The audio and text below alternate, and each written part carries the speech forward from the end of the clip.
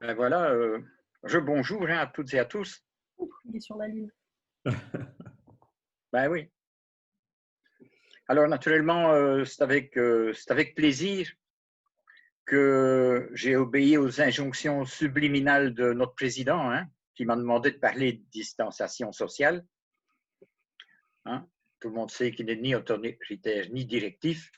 Il induit les choses, il induit. Hein. Et donc, effectivement, ce que je vous propose, c'est juste quelques réflexions, ça a l'allure d'un billet d'humeur plutôt, à propos de la distanciation sociale. Alors, donc, c'est un nouveau concept hein, qui est venu saupoudrer tous les discours dans une espèce de harcèlement textuel, une injonction formelle, qui va se décliner dans nos canaux sensoriels. Et voilà, je fais des vers en plus. Hein. On a bien essayé, hein, certains ont bien essayé dans un souci de spécificité et d'humanité de lui substituer distanciation physique, mais ça n'a pas eu de succès. Ça n'a pas eu de succès, on est resté avec la distanciation sociale, c'est de cela qu'on parle. Et voilà, donc nous nous sommes retrouvés à porter un masque en public, à faire la file devant nos boulangeries, nos boucheries, nos épiciers du coin, comme au bon vieux temps de l'Union soviétique. Hein. Enfin, pas tout à fait, parce qu'ici, mais qui ça on nous a mis des marques au sol pour nous tenir éloignés les uns des autres à au moins 1 mètre. En Belgique, c'est 1,50 m. Hein. Je ne sais pas chez vous en France, mais nous, c'est 1,50 m, 150 cm, hein, 1500 mm. On ne rigole pas avec ça. Nous, les PNListes plus jus que vous êtes toutes et tous, les as de l'observation fine de la physionomie, les champions de la calibration, nous avons été mis au défi de revoir nos standards. Nos données sensorielles se sont trouvées perturbées. Nos stratégies sensorielles ont été, il faut le dire, impactées. Et nous avons dû, en quelque sorte, nous réinventer. Mais je m'étais dit que je n'allais pas utiliser trop de termes à la mode comme ceux-là. Je voulais simplement évoquer quelques aspects. Alors, visuellement, le port du masque nous a centrés sur les yeux, la coiffure, les lunettes peut-être, en allant chercher le plus souvent inconsciemment quelle est la différence qui fait la différence et qui me permet de reconnaître quelqu'un dans la rue ou dans la file devant chez le boulanger. En fait, il y a beaucoup de caractéristiques à un regard. Un regard, c'est une foule d'indices. Le regard est fait d'abord, en tout cas, est fait d'un iris coloré, mais aussi de petits mouvements dus à un muscle complexe nommé orbiculaire. Et celui-ci se divise en 3 parties qui sont poétiquement appelées palpébrale, orbitaire et lacrymale. Notez aussi, prenez des notes s'il vous plaît, que la partie palpébrale se divise en préseptale et en prétarsale. Vous, à ce moment-ci, normalement, vous vous demandez toutes et tous comment est-ce que vous avez pu vivre jusqu'à présent sans savoir ça. Mais je vous comprends. Bon, alors tout ce petit monde de muscles s'occupe notamment des clignements et des clins d'œil. Alors les clins d'œil volontaires ou involontaires et les clins d'œil plus ou moins coquins. Hein. La couleur des yeux. La couleur des yeux, c'est la couleur de l'iris, entre autres. Alors, il y a le bleu, le marron, le gris, le vert, le noisette. Et vous pensez sans doute comme moi que de toute façon, les goûts et les couleurs, ça ne se discute pas. En fait, cet iris coloré est cerné d'un anneau limbique, un cerclage plus ou moins sombre à l'extérieur, un cercle extérieur de l'iris, plus ou moins sombre et plus ou moins contrasté avec le reste de l'iris. Ah oui, vous vous dites, bah oui, et alors, hein, qu'est-ce que je fais avec ça, moi, en bon PNListe, hein, qu'est-ce qu'on fait avec ça? Eh bien, je vais vous le dire. Sachez qu'en 2011, le très célèbre Darren Pechneck, qui travaille à l'Université de Californie, a mené une étude qui a montré que les yeux dont l'anneau est le plus sombre et le plus visible sont les yeux les plus attirants. Oui, Mohamed, c'est important de savoir ça. Hein? Donc maintenant, vous résistez toutes et tous pour l'instant à vous pointer devant votre miroir, hein, pour essayer de voir comment est l'anneau de votre iris, mais vous résistez bien. Ce que je vois, c'est parfait, sauf ceux qui ont éteint leur caméra en vitesse là pour aller voir. En fait, l'explication, hein, c'est que la densité de cet anneau est d'autant plus marquée qu'on est jeune. Voilà. Alors, le blanc des yeux dont on se taxe souvent de se regarder les uns les autres, le blanc des yeux, c'est la sclérotique, joue aussi un rôle non négligeable dans l'établissement du rapport, voire même dans la création d'une attirance. Plus blanc, plus en santé. Il y a aussi une indication, donc, ça apparaît au sens commun, en tout cas, comme un indice de santé. Plus rouge, ça peut être un indicateur de conjonctivite. Ça peut être un indicateur d'apéro prolongé. Ou ça peut être aussi révélateur d'un pétard. Bon. Et là aussi, naturellement, de là, on en vient à disserter sur le port des lunettes solaires. Le côté mystifiant, frustrant du port des lunettes solaires. Qui taquine notre tendance à aller vers ou s'éloigner d'eux. Hein? Quel est l'impact, comment agissent sur nous les lunettes solaires qui sont portées sous le ciel gris de Paris ou de Baudouge ici? Hein? Donc là, à réfléchir. Alors, notre stratégie visuelle de reconnaissance faciale peut aussi tenir compte de la coiffure, des bijoux aux oreilles, du pendentif, et puis maintenant, dans un certain nombre de cas, merci les tatouages. Hein? Et ensuite, n'oublions pas qu'à 1,50 m, nous avons une vision presque en pied de nos interlocuteurs, ce que nous n'avions pas nécessairement avant. Et donc, visuellement, ça nous apporte aussi d'autres indications sur « mais qui voilà ». Alors, au chapitre des informations kinesthésiques, nous voilà donc privés des poignées de main chaleureuses, des franches et grandes paluches ou de subtiles menottes, des accolades charmantes, parfois formelles, parfois très spontanées. Rappelons-nous qu'une poignée de main est un geste de communication, le plus souvent effectué en guise de salutation, mais qui peut être également une signification de remerciement ou d'accord. Hein? Notez que tout ce que je dis là se trouve dans le dictionnaire. Hein? Alors, plusieurs indices archéologiques prouvent que l'introduction du geste, donc la poignée de main, est bien antérieure au Moyen-Âge et même au Christ. Beaucoup de ces poignées de main sont droitières. Toutes celles, en tout cas dans tous les pays que je connais, c'est la main droite qui sert. Deux hypothèses assez similaires toutefois proposent par exemple une explication quant à l'origine de cette pratique. Première hypothèse qui remonte au temps des chevaliers, tendre la main droite, car tous les chevaliers étaient formés pour être droitiers, tendre la main droite indiquait que l'on n'avait pas l'intention de dégainer l'épée pour s'en servir contre la personne en face. Bon, ben voilà qui est rassurant. En termes de gestion du rapport, c'est un bon début.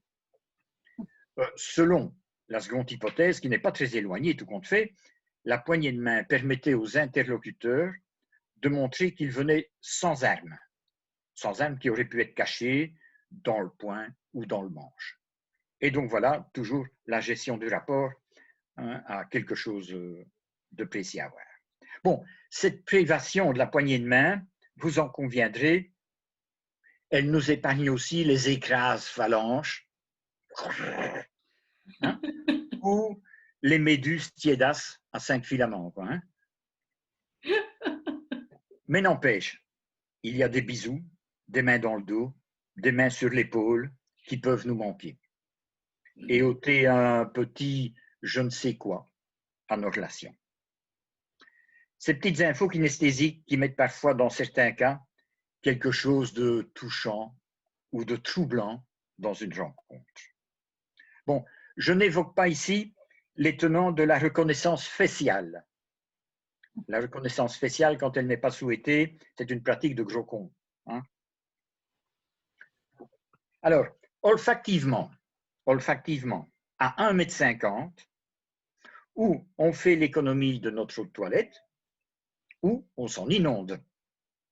Hein. Il faut cerner l'objectif. Est-ce qu'on est centré sur soi ou centré sur l'autre?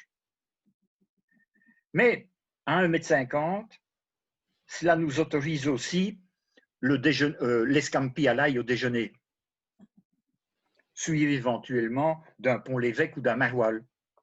Pourquoi pas? Enfin, un déjeuner d'affaires où on peut être centré sur soi, en référence interne et avec le goût et l'odorat satisfaits. Ouf! Auditivement, la tonalité de la voix se perd un peu dans ce truc en tissu là, en coton, en soie, en papier machin. Moi, j'ai une collection de masques en soie parce que ma chère femme s'y est attachée, elle tient à mon élégance. Bon, ben, tant mieux. Bon, mais la voix se perd aussi parfois dans le 1,50 m, où elle vient s'écraser, s'affaler sur un plexiglas hygiaphonique. Alors tout à l'heure, j'ai évoqué 1975 et Supertramp. Quand j'évoque l'hygiaphone, je ne peux pas m'empêcher d'évoquer, bon, pour un certain nombre d'entre vous naturellement, hein, les plus jeunes, vous ne savez même pas de quoi je parle, Téléphone, 1977, hein, le groupe de rock français, hein, le merveilleux, le formidable, le dynamique Téléphone, parler dans l'hygiaphone, un des titres phares. Hein. Ah, je vois Loïc qui prend des notes là. Hein. Il va voir sur Google, c'est quoi Téléphone. Donc, où sont passées les confidences dans le creux de l'oreille? Toutes les paroles doivent-elles être prononcées à haute et intelligible voix? La voix fait partie aussi des modes de reconnaissance. Bon, certains diront, oui, l'accent aussi fait partie des modes de reconnaissance, hein, mais ça, c'est pas sûr, quoi. Bien, quand je vous entretiens des modalités sensorielles, ça ne vous échappe pas, j'évoque des processus internes. Que se passe-t-il au niveau de nos états internes? Que deviennent nos émotions? Est-ce la peur qui nous dirige? La peur de l'autre? La peur qu'il me contamine? L'autre dont je dois me protéger? Est-ce la peur de moi-même dont je dois protéger l'autre? Ou est-ce la peur d'être non conforme au prescrit? Ben, chez vous aussi, vous avez reçu des prescrits. Nous, la grande Sophie, la première ministre qui ne voulait pas être première ministre, mais qui l'est quand même, la grande Sophie nous a mis des prescrits auxquels on ne pouvait pas échapper, hein. Peut-être heureusement d'ailleurs. Je pense que ce que nous appelons émotion est avant tout une manifestation physiologique, une configuration kinesthésique à laquelle nous donnons un nom. Ce n'est pas l'émotion qui suscite une réaction physiologique. Cette réaction physiologique que nous percevons par une configuration de microkinesthésique, mais bien l'inverse. C'est la réaction physiologique qui crée l'émotion. Je vous renvoie à Antonio Damasio pour ça. Le masque dans l'espace public dissimule une bonne partie de l'expression des émotions, tant visuellement que auditivement. Il y a appauvrissement du partage des émotions dans un cercle qui est plus large que celui de la bulle. À 1,50 m, il n'est plus possible de faire de confidence qu'à celles et ceux qui y sont habitués avec nous. Il y a aussi une diminution drastique du toucher. Notre environnement veut devenir aseptisé au niveau sanitaire, mais pas seulement. Je crains qu'il ne devienne aussi aseptisé au niveau émotionnel. C'est connu. À trop se protéger, se nettoyer, se désinfecter pour ne pas partager les maladies, on affaiblit notre immunité. On diminue notre capacité à s'adapter et à réagir. Peut-on faire une analogie avec les émotions? La réduction du partage d'émotions que suppose la distanciation sociale va-t-elle affaiblir notre humanité? N'oublions pas que le rôle des émotions dans la prise de décision pertinente est essentiel. Damasio et consorts ont remarquablement documenté cet aspect des choses. La distanciation sociale, qui est sans doute actuellement de ces temps-ci une nécessité, nous met au défi de renouveler nos standards de calibration. OK, mais ça doit être un épisode. J'espère que nous pourrons bientôt l'abandonner au rayon des vieux souvenirs cocasses. Je ne souhaite pas achever ma vie dans une société fonctionnaliste, orientée sur l'échange des informations visuelles auditives, dénuée de kinesthésique, appauvrie en contact physique, en toucher et pauvre en émoi.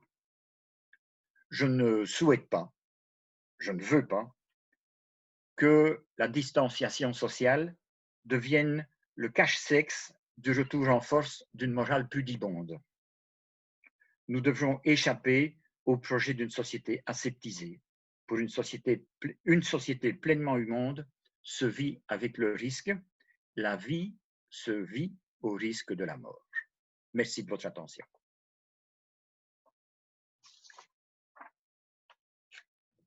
Vraiment bravo, Michel. Hein.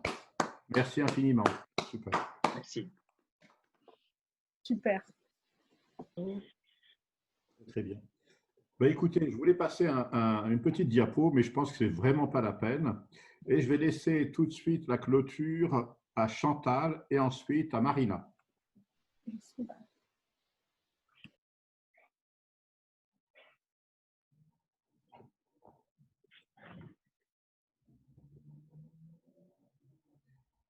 Micro, Chantal. Chantal, on ne t'entend pas. Micro. Le micro, Chantal. Merci. Je souhaite avoir la main parce que j'ai fait un petit montage, s'il te plaît, pour partager l'écran. Avec plaisir. Alors, attends.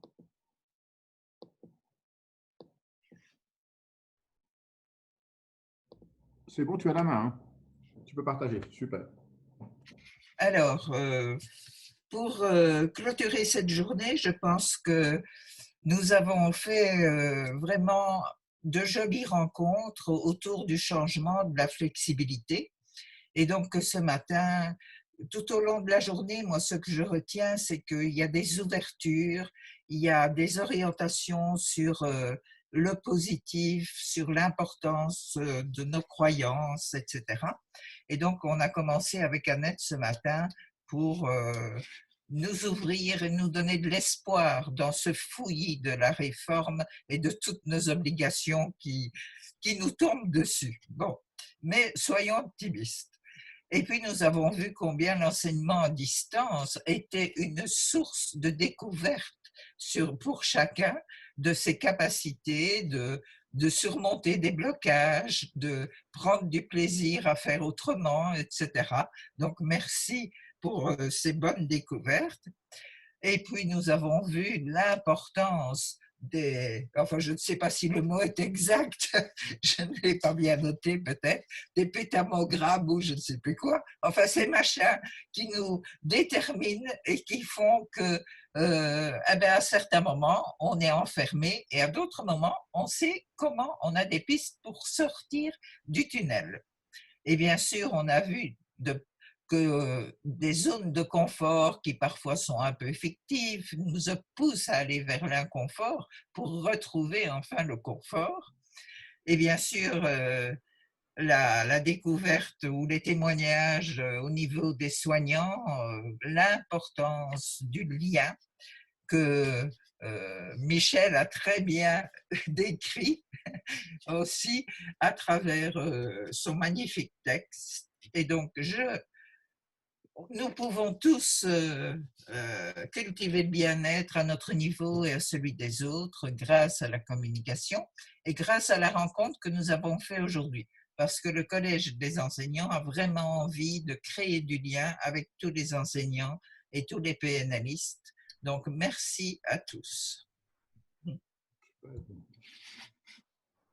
Merci Chantal, merci beaucoup. Voilà, très bien. Merci beaucoup Merci, Chantal pour clôture. Et puis donc là, maintenant, je vais laisser la main à Marina aussi pour clôturer. Et puis ensuite, on fera notre sondage par Loïc pour l'évaluation de cette formation, cette université. Et ensuite, on fera un débat-discussion ensemble. Marina, à toi l'honneur. Ok. En fait, moi, je veux remercier chaleureusement tous les participants, hein, toutes les personnes qui ont pris le temps de venir et d'assister à cette université. Elle est d'une richesse incroyable. Je veux aussi remercier tous les intervenants parce que c'était d'une qualité exceptionnelle. Je veux aussi surtout te remercier toi, Mohamed, et ta commission parce que vous avez fait un travail de dingue pour réussir cette première université via Zoom. C'est une première et bravo parce que vous l'avez réussi. Et vraiment, ça a apporté et vraiment, c'était vraiment génial.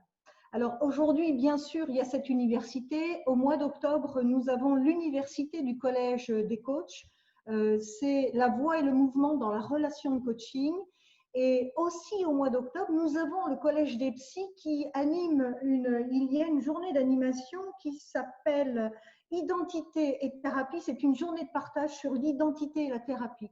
Donc je pense que prenez vos agendas, notez, c'est sur le site déjà de la Fédération, l'Université du Collège des coachs 10 et 11 octobre.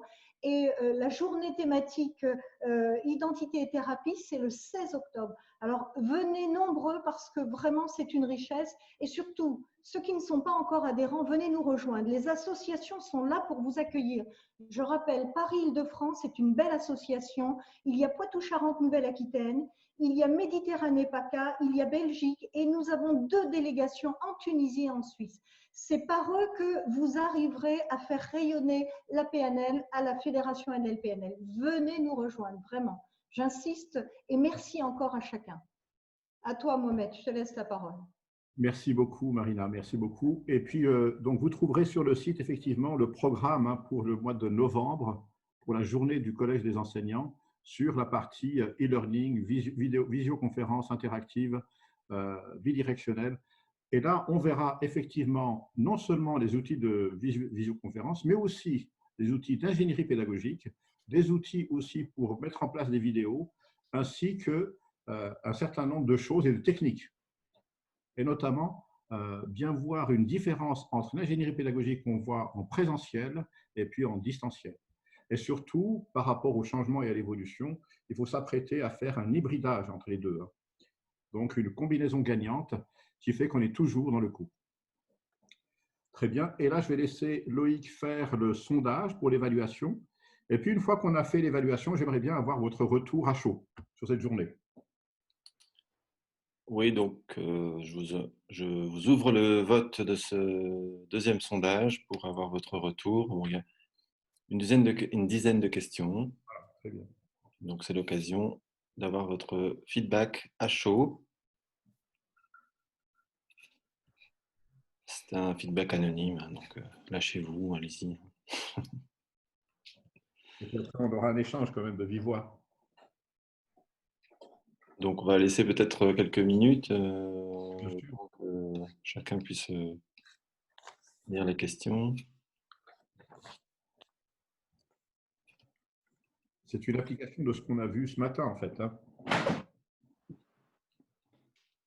Est-ce que vous y avez accès, tout le monde? Oui. Parfait. Il n'y a que 2 questions. Non, non, il y en a une dizaine, hein. Voilà, il faut juste…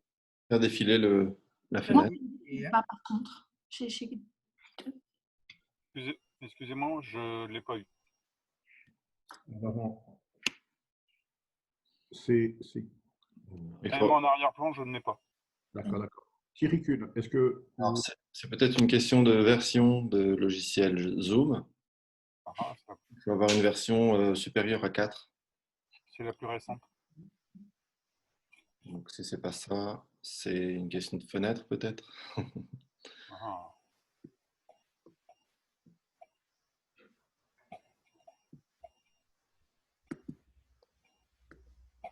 Une bonne question. Alors, en ce qui me concerne, j'ai terminé le questionnaire.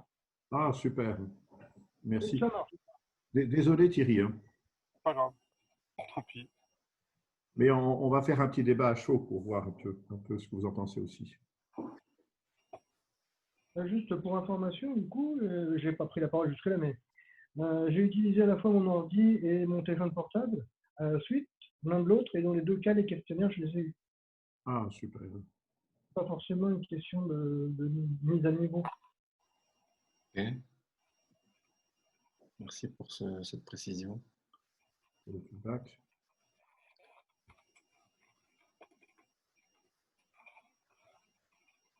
On a 15 participants au sondage. 16, 17. 17. Voilà. 18. Merci Elisabeth.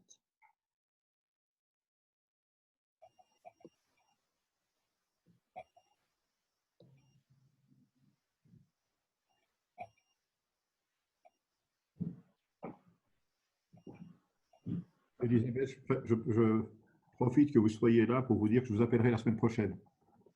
On se tutoyait, Mohamed, quand même. Oui, c'est vrai, c'est vrai. Je t'appelle la semaine prochaine, Elisabeth, pas de souci. Parfait. Elisabeth, ça me fait plaisir de te voir. Moi aussi, je me cachais parce que j'avais des problèmes de réseau, mais j'étais très heureuse d'être avec vous. Je suis très heureuse d'être avec vous. Tu vas venir C'était nous rejoindre alors, tu vas venir nous rejoindre. absolument. C'est Super. l'intention.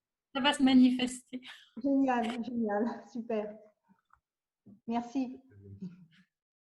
Merci à vous, à toi.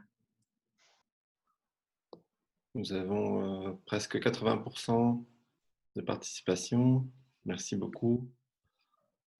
Mohamed, tu souhaites qu'on partage les résultats? Et bien sûr, bien sûr. Et puis après, oui, avec plaisir. Donc, je vous laisse encore 20 secondes.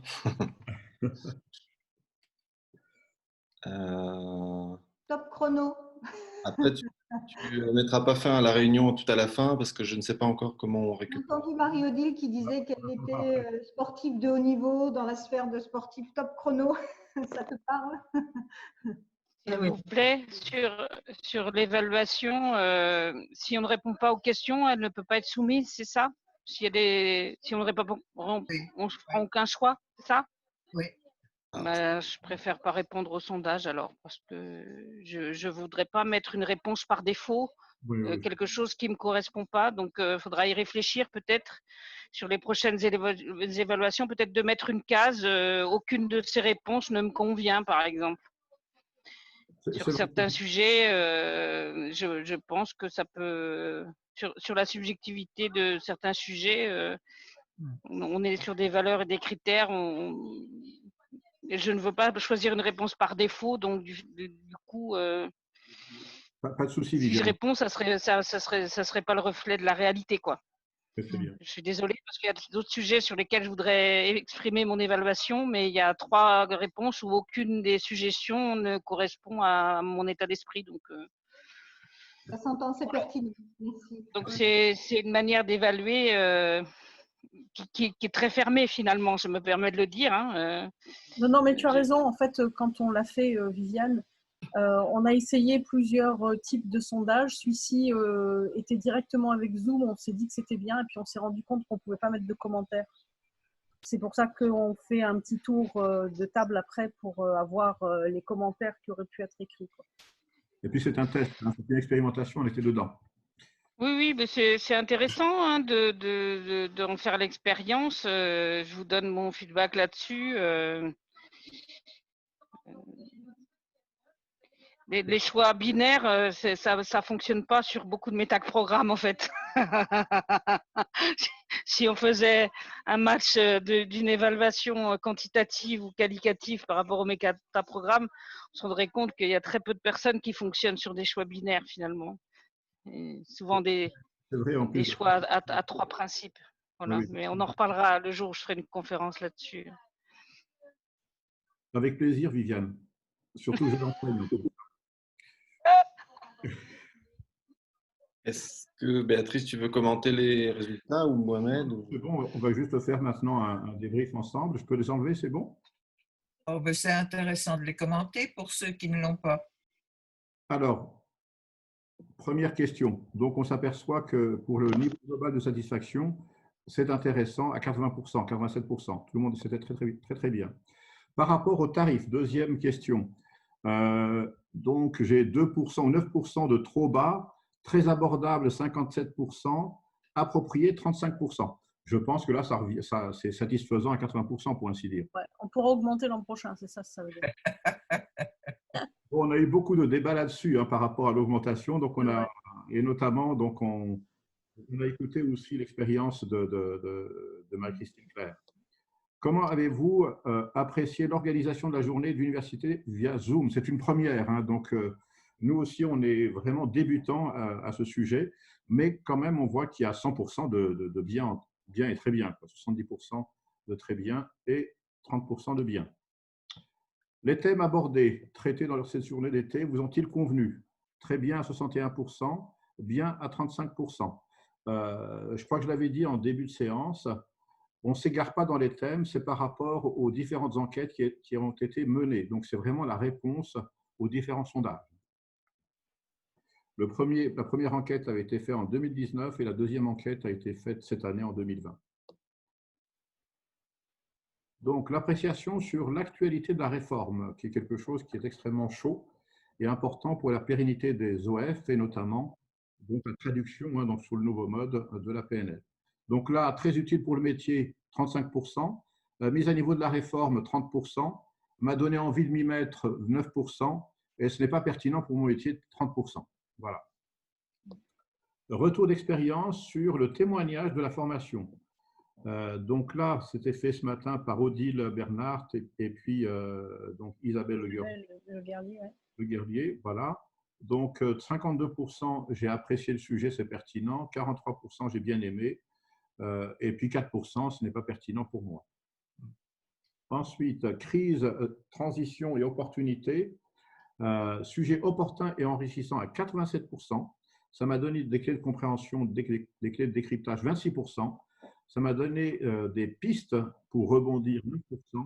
Et ça m'a donné envie de creuser le sujet, 17%. Bravo Michel et Peggy. Sortir de sa zone de confort et inconfort. Donc, routine, transition, routine. Excellent sujet et pertinent, 61%. J'ai appris des ficelles et astuces, 22%. Je peux le mettre en application, 17%. Très, très bien.